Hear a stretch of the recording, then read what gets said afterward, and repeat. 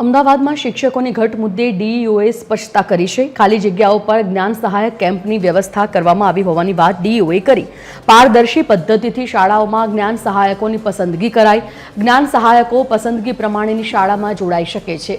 પ્રક્રિયા વિદ્યાર્થીની સંખ્યા અને માંગણીને ધ્યાનમાં રાખીને નિર્ણય લેવાશે। શિવમ સ્કૂલના સંચાલકની માંગ મુજબ જ્ઞાન સહાયક આપવામાં આવ્યા।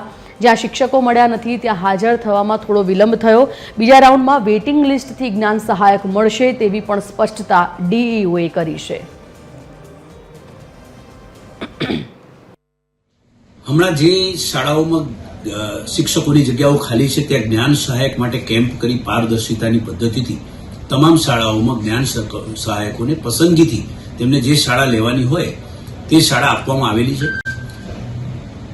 અમદાવાદની શિવમ સ્કૂલના સંચાલક શ્રી દ્વારા જે રીતે માંગણી કરવામાં આવેલી છે, માંગણા પત્રક જે અહીંયા આપવામાં આવેલો છે તેમાં એમણે ધોરણ 9માં વિદ્યાર્થીઓ 33 બતાવેલા છે અને ધોરણ 10માં 38 છે, એટલે એમને 2 જ્ઞાન સહાયક મળવાપાત્ર થાય છે અને 2 જ્ઞાન સહાયક ઓલરેડી એમને આપી દેવામાં આવેલા છે। જ્ઞાન સહાયક હાજર થવામાં લેટ થયા।